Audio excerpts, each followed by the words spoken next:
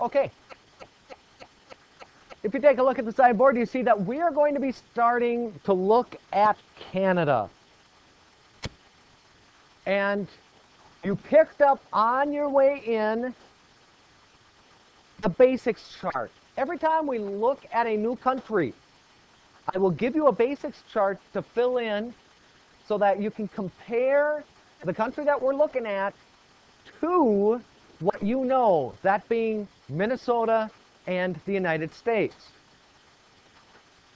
Now, since this is your first set of really major notes in this class, and we've talked about different ways of taking notes and how to keep them organized, use symbols, use an outline format, and space things apart. Since this is the very first set, I am going to give you note sheets that you can fill in along with today's notes. This is the only time I'm going to do this. With today's notes, I will give you a fill-in-the-blank thing that you fill in and follow along as I go through the notes. It is 2 pages. It did not go back to back, so make sure that when you get these, that you have the first sheet, which is longer,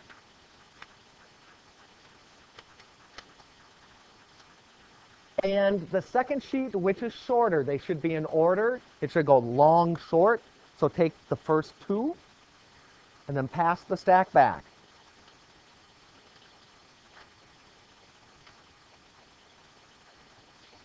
Please make sure that you get a long and a short one. There you go.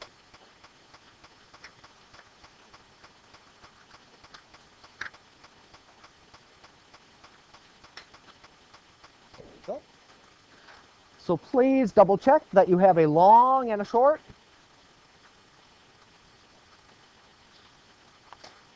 I apologize that they did not get printed back to back.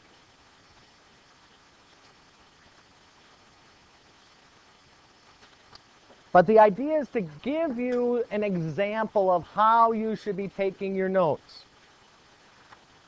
Because we talked about how the order goes, how to keep them orderly, and how to keep it so that you can read them and actually use them. So, the long one is the first page. And always, I give you the title on the very first slide of the presentation, which is coming up right now. Maybe. Let's do this. Let me bring my cursor on, reset it. Now, keep your fingers crossed. Now.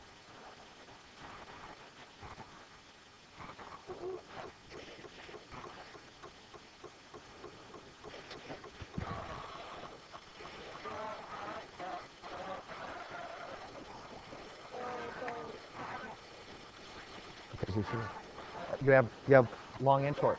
Okay. Okay. Make sure that you have a long and a short one. Somebody in this row might only have one. I have an extra long one in this row here. You have a short one. You need a long and a short one. Okay. There you see the title. Canada's Physical Geography. I wouldn't staple them together if you're going to put them in your streaming folder.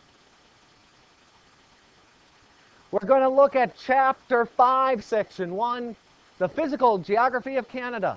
We're going to look at what the landscape is like. What is Canada like? And so first, we're going to compare it to the United States and Minnesota as we look at the basics chart.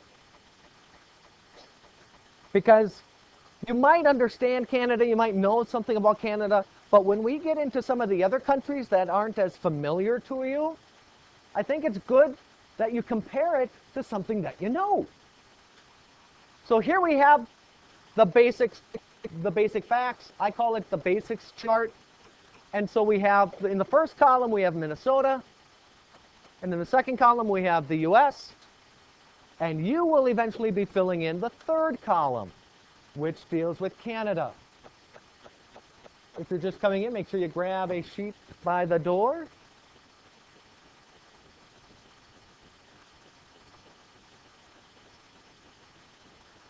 So take a look at the land area of Minnesota. Minnesota has 225,000 square kilometers of land, which sounds like a lot, except when you compare it to the United States, which has 9.8 million square kilometers. Population in Minnesota, as of this year, 5.2 million,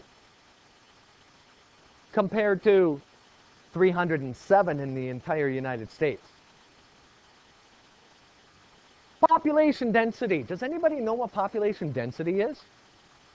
Raise your hand if you can tell me what population density is. What is population density? William?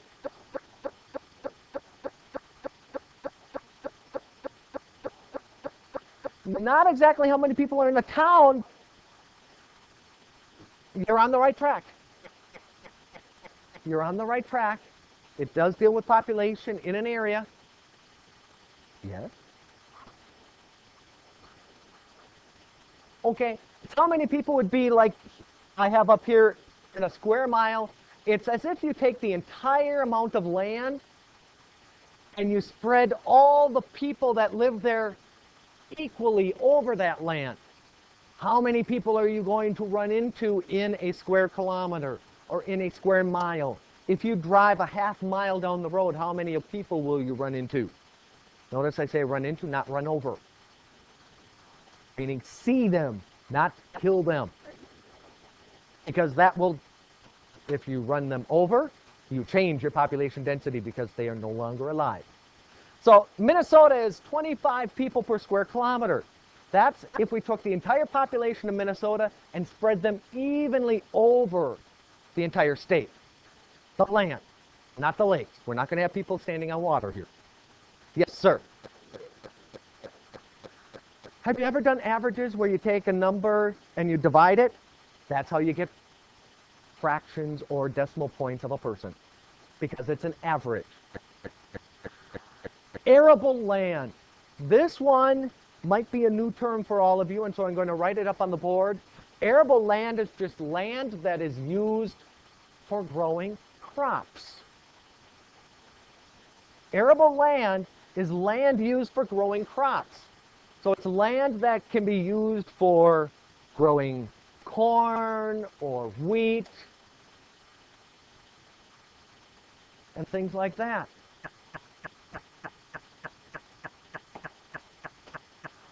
I don't have the data for Minnesota, but in the United States, it's about 18% of all the land in the United States can be used for growing crops. Languages.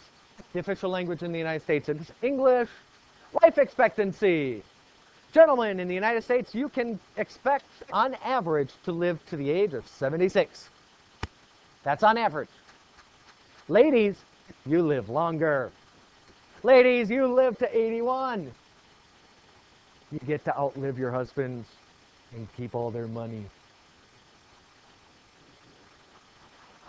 Women outlast men in the United States. It'll be interesting to look and see how that pairs out for different countries. Last but not least, GDP per capita. Bear with me on this one, because GDP per capita, GDP per capita is sometimes a little hard to understand.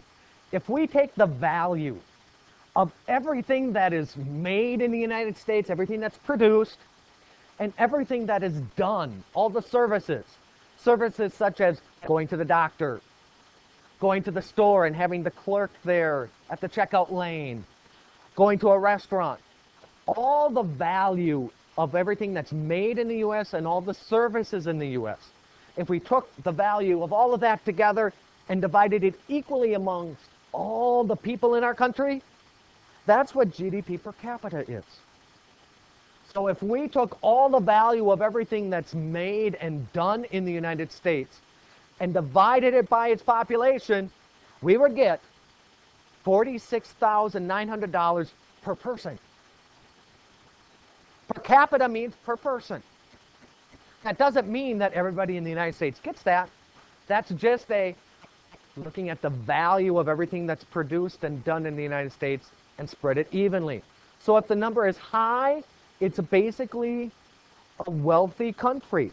If it is low, it's going to be a poorer country. And so we can compare countries side by side by knowing what it is in the United States. Yes. Because I record this and put it on the internet for people that are absent. It's something that I'm trying. This is the second time that I'm doing it, but I mentioned it in my emails that I sent out to parents last week. Okay? So, yes, sometimes you will be recorded as we get more testers coming in. Okay, just make sure that you stop in before homeroom tomorrow to pick up your notes that you're missing. Okay? So, that's what the U.S. is. Let's take a look and compare it to Canada. Land area, 10 million square kilometers. 10 million square kilometers. So it's slightly bigger than the United States. Not by a lot, relatively speaking, but it is slightly bigger than the United States.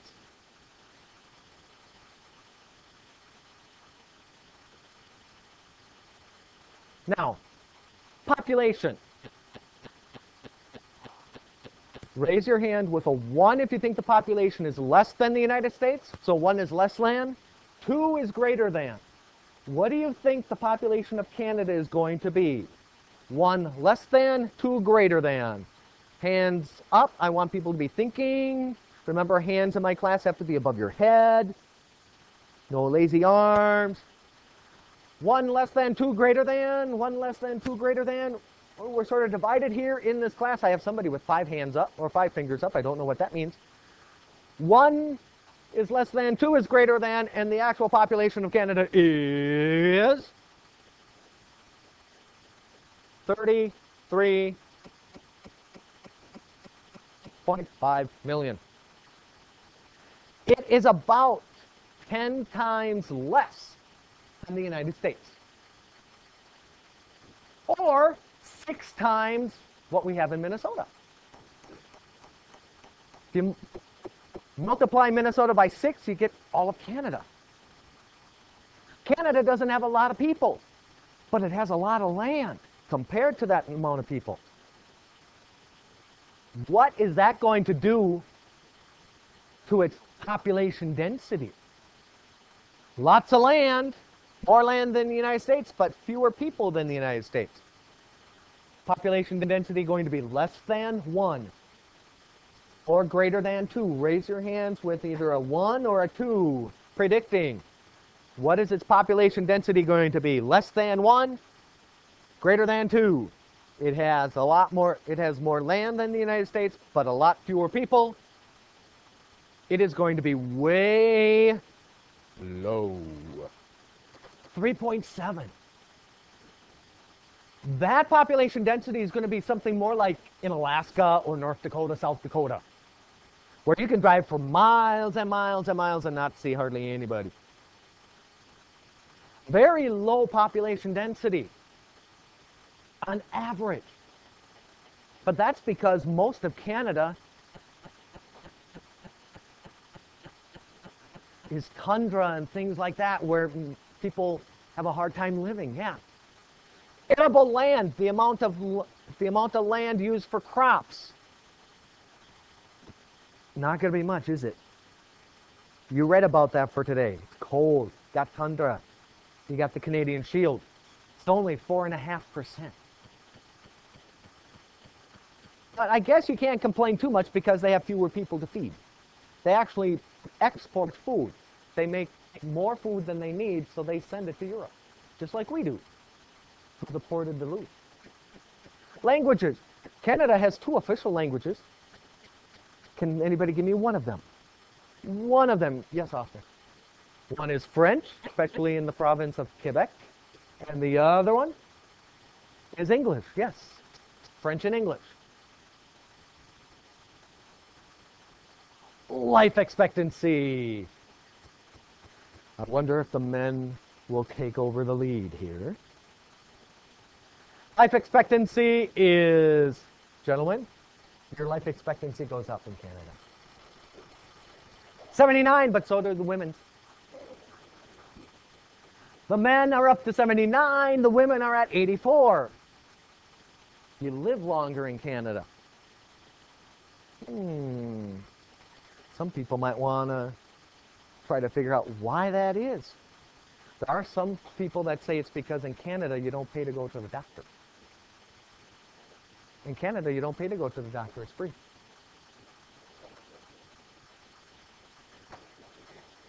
Yes, I'm serious. GDP per capita. GDP per capita. Let's see if we take all the value of the goods and services that are produced in Canada, divided equally amongst the population, we get a total of $39,100 US. So it's less than the United States. It's not as rich as the United States, but $39,000 isn't bad either, is it? How many of you would like to have $39,000 a year? I figured as much. Just think about how much illegal gum that could buy. Just think how much illegal gum that could buy. Remember, gum is not legal in school. Oh. Okay, so those are the basic facts, comparing it to Minnesota and comparing it to the United States. So let's take a look at Canada's landscape. Now we're transferring over to the note sheet, the long one. Canada's landscape. Basically, in general, what do we know about Canada? Canada is the second largest country in the world. Does anybody know what the first place winner is? What is the largest? Yes, ma'am. Russia is the largest, followed by Canada. And just like in the United States, we could talk about Canada's political divisions. In the United States, we have things like counties and states and townships and cities. In Canada, we can look at its political divisions. It has something like states, but they don't call them states. What are they called in Canada? They're like states, but they're not called states. They are called provinces. And there are 10 of them in Canada. There are 10 provinces in Canada. And you had to label them on your map. Excuse me. You had to label them on your map so you're familiar with some of the names. And then there are 3 other things. The United States has them too. The United States doesn't have just states. We have territories too. Anybody ever hear of Puerto Rico? Puerto Rico is part of the United States. It's not an independent country. It's part of the United States, just like Guam, American Samoa, and things like that. We have more than just states. Canada has more than just states. They have 3 something elses. What are the something elses? The 3 territories is correct. 3 territories. Canada has 10 provinces and 3 territories.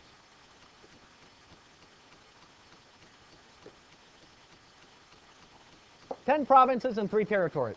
So that's Canada in a nutshell. Now let's look at each region of Canada separately after we look at the map.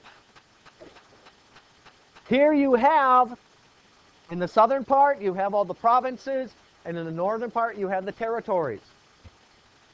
Those of you that were having a hard time finding Prince Edward Island, it's this tiny island right there. Newfoundland and Labrador, Nova Scotia, New Brunswick, and there's good old Quebec. So, let's take a look at regions, and we're going to break it down, and we'll start up here in the Canadian North. Northern Canada is where we'll start. Northern Canada. Now, Northern Canada, we're going to break it down into 2 regions. But Northern Canada was formed by something called glaciers. They were formed by glaciers. And if you did your reading for today, you can tell me what a glacier is. Even if you didn't do your reading for today, you could probably tell me what a glacier is because you probably run into it someplace else. What's a glacier? A big what? A big thing of ice. That sounds like a good definition. I'll just change one thing. It's a sheet of ice.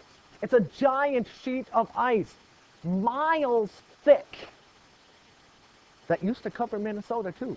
This spot that you're sitting at used to have several miles of ice above it, pressing down and moving. Glaciers move just like rivers, but they move very slowly. Here's a picture of a glacier. And just so that you get an idea of how tall this is, look at how small the people are closer to the glacier here. Don't look at the kayakers close to where the picture's being taken, but farther in, you'll see. And you'll notice how the glacier is actually flowing down the mountain like a river of ice. It goes slowly, but it does move. But it does move. And think about it. How many of you have ever tried to push something or drag something really heavy across the yard? One, it doesn't move very fast. And two, what does it do to the ground? What does it do to the ground as that heavy thing is being pushed or pulled? Yes. Okay, it tears up the grass. You can see what's underneath. Anything else?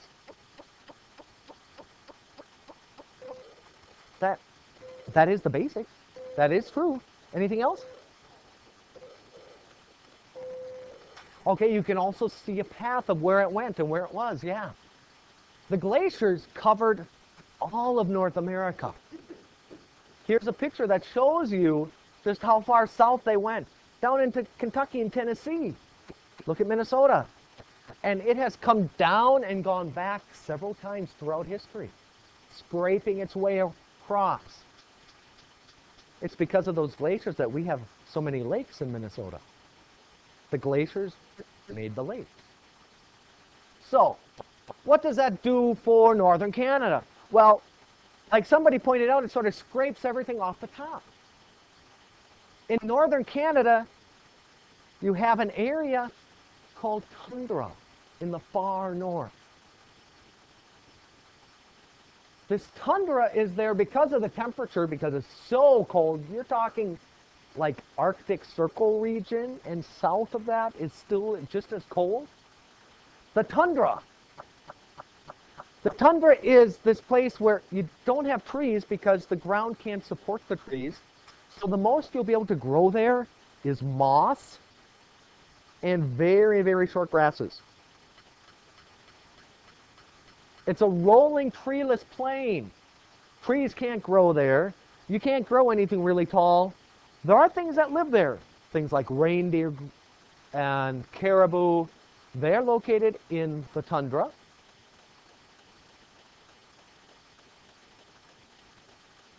As you come in, please grab a sheet by the door.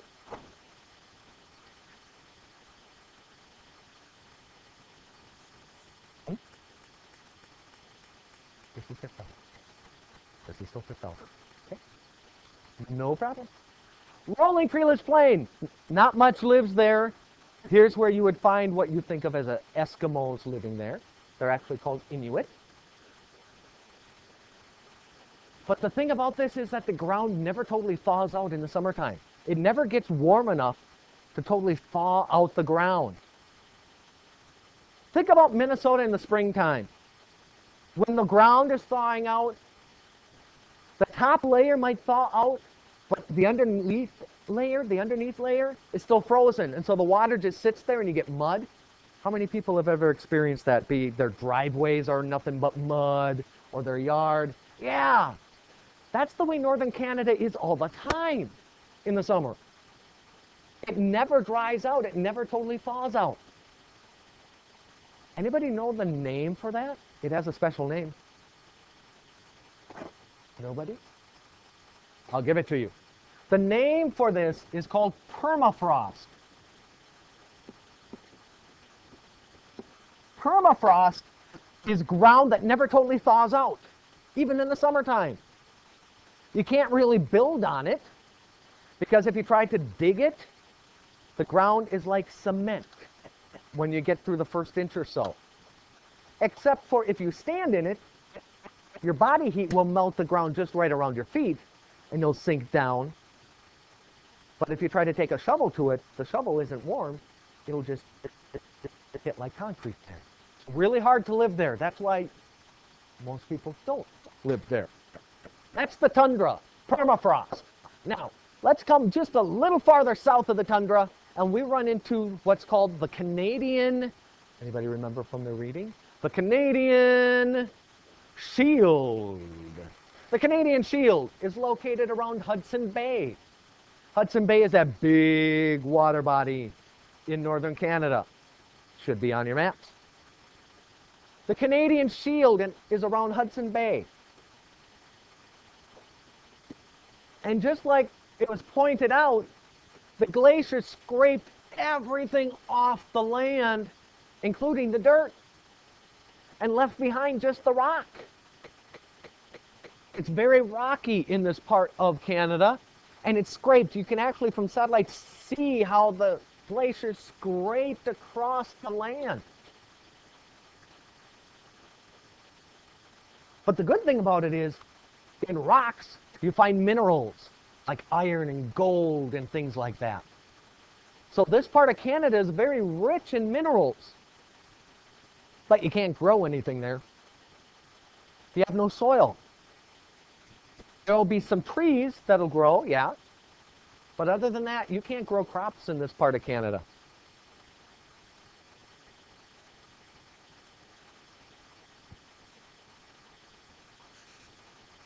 It has many lakes, just like in Minnesota, because of the glaciers.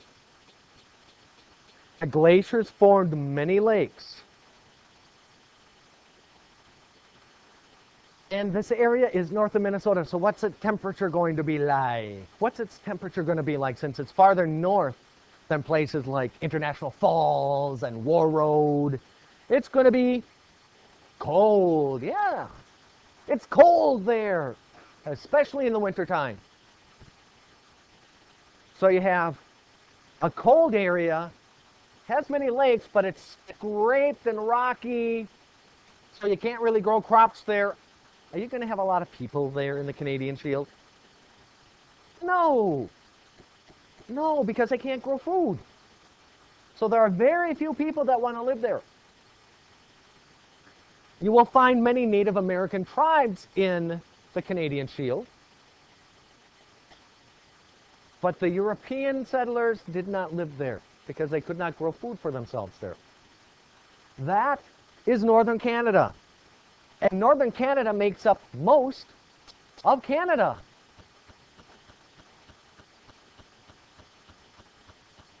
Northern Canada makes up most of Canada. So, we're going to go from northern Canada to southern Canada. That's right. And as we look at southern Canada, we are going to start at the east and move our way west. As we look at southern Canada, we're going to start at the east and move our way west. And so we're going to start off with two mountain ranges that are in the east. And if you've started labeling your maps, you should know what two mountain ranges are in the east. Not in the west, but as you look at your map on the right-hand side, not the left. The right-hand side we have the Appalachian Mountains, and there was another set of mountains.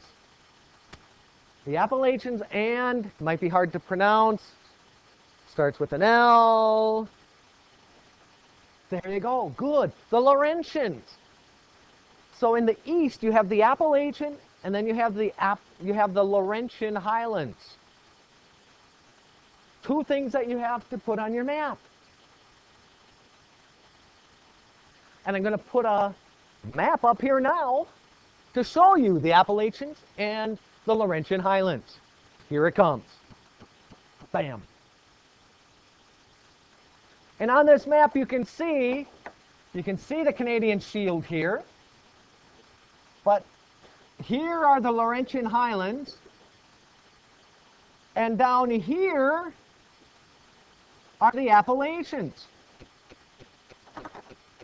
There's something that goes between them. What goes between the Laurentian Highlands and the Appalachians? There's something that divides those two. They would run right into each other if this thing wasn't in the middle. What is it? A river. That's true. Can you give me the name of the river? Almost. Almost. St. Lawrence. Yeah. The St. Lawrence River and the St. Lawrence Valley run between the Laurentian Highlands and the Appalachians. So, let's take a look at the St. Lawrence River Valley.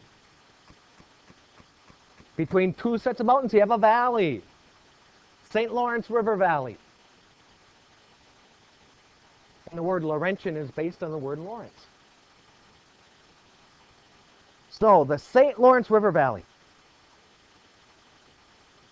It's named after the river that flows there, which is called the, on the count of three, 1, 2, 3. Oh, that was wimpy. What river flows through the St. Lawrence River Valley on the count of 3? 1, 2, 3. Yes, the St. Lawrence River flows through the valley into the Atlantic Ocean. It is the major river of Canada. St. Lawrence River flows through the St. Lawrence River Valley into the Atlantic Ocean.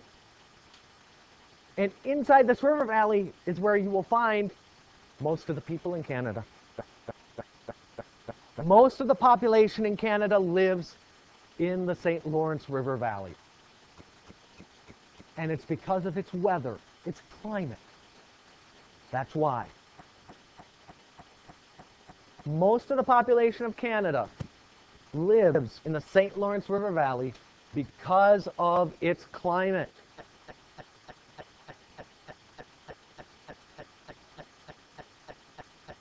The climate in the winter, the winters are long and cold. In this part of Canada, the winters are long and cold. But the summers are warm, but they're short. So the St. Lawrence River Valley, where we have most of the population, the climate is long, cold winter, short, warm summer. What does that sound like to you? Does that sound familiar to you by any chance? Where in the wintertime you can get down minus 20, minus 30, long, many, many months. And in the winter or in the summer it can get 80s. It can shoot up into the 90s occasionally, but normally 1 or 2, maybe 3 months is when it's the warmest, and then it starts cooling off again. What does that sound like to you? What does it sound like? It's like in Minnesota, yeah. The climate is very much like Minnesota's. That's why most of the people are living there instead of farther up north where the land isn't so good and it's colder. They're down in the St. Lawrence River Valley.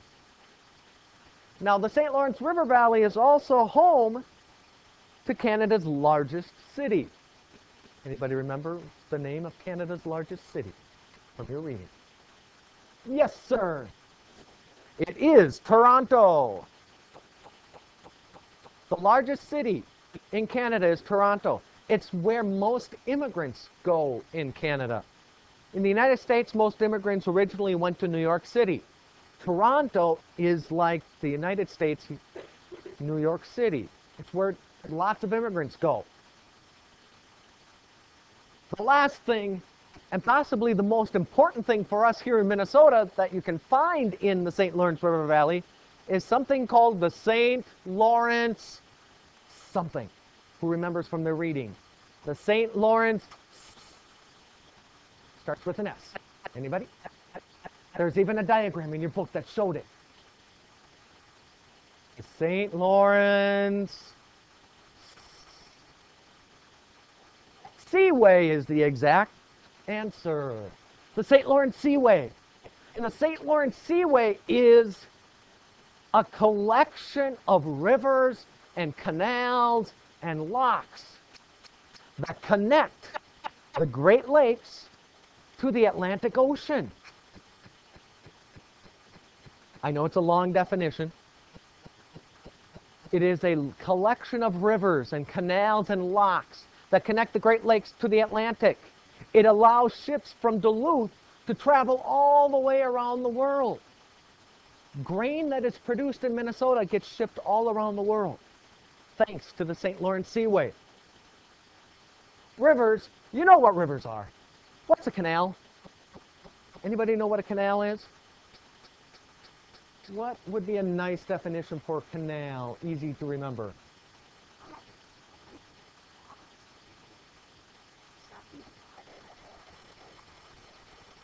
Okay, it does allow boats to pass through. Locks are over here. We'll deal with locks. But a canal, the easiest way to remember a canal, it's a man-made river. Canals are man-made rivers. And so if you don't know that, if you don't know what a canal is, write it down. Even if I don't write it down, I'm explaining it right now. A canal is a man-made river. Now, a lock is more complicated. If you have a river that flows and then it has a waterfall, and so you have a higher level and a lower level of that river, can you take your ships over the waterfall? No. You have to come up with a way of getting that ship down to the lower level or your ship up to the upper level. That's what a lock is.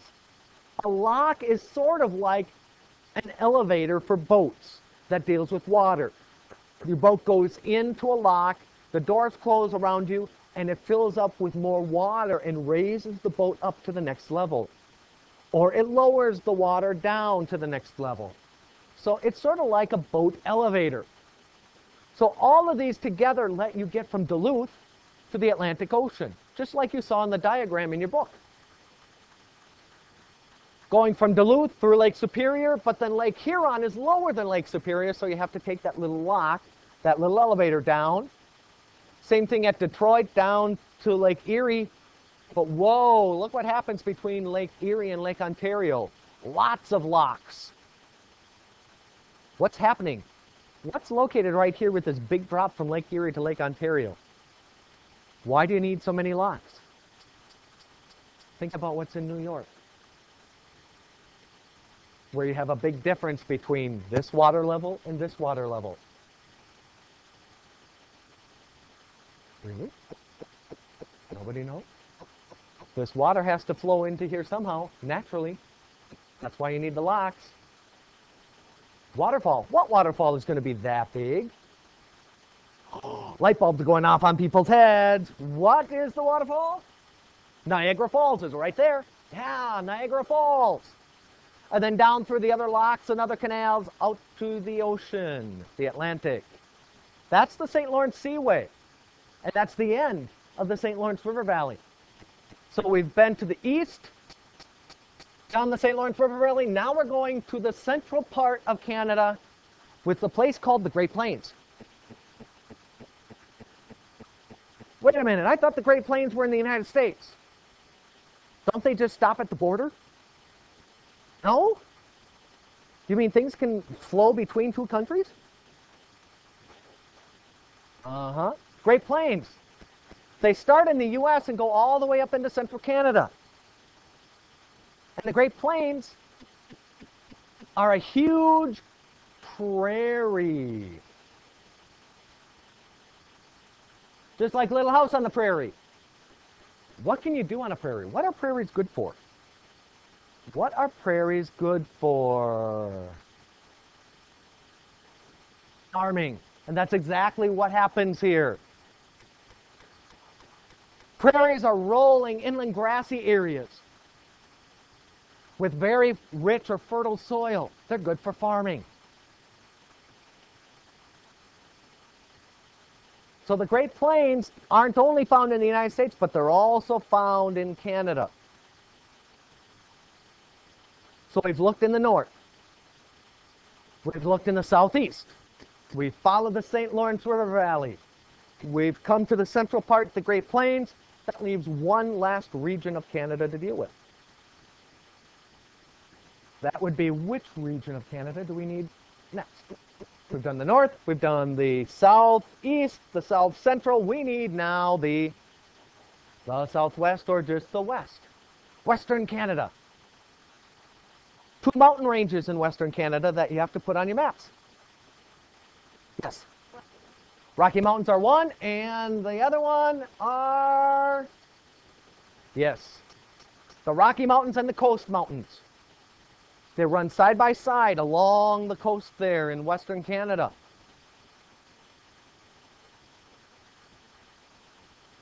This area, very mountainous. And the largest mountain in Canada, anybody remember from the reading? Anybody? Anybody know? Called Mount. Starts with an L. This does not mean loser. Mount Logan, yes. The largest mountain in Canada is Mount Logan. Now the southwestern coast of Canada is pretty much like the regions of the United States that you find in Oregon and Washington State. Oregon and Washington State are very similar to southwestern Canada. Their climate is very, very similar.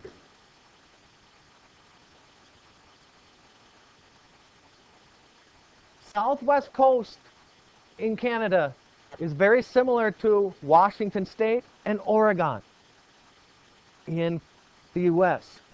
What's the weather like in Washington or Oregon? Anybody know? Anybody ever been there? Anybody ever see it on TV? What's the weather like there? Yeah, right here. It's very rainy, yeah. In the wintertime, it's very rainy, and it's mild. It doesn't get very cold in the winter. It might get chilly because of all the rain. That's why many of the country's coffee shops started there, like Starbucks and that. Because people like to drink coffee to keep themselves warm while it was raining. In the summertime, it doesn't get very hot. It's a very mild summer, thanks to the ocean there. It doesn't get very hot. It doesn't get very cold. It's sort of mild most of the time. But it rains a lot there. So we've had the north. We've had the southeast. Up through the St. Lawrence River Valley. Up into the central part where you got the Great Plains. And last but not least, we have Western Canada. Any questions on this?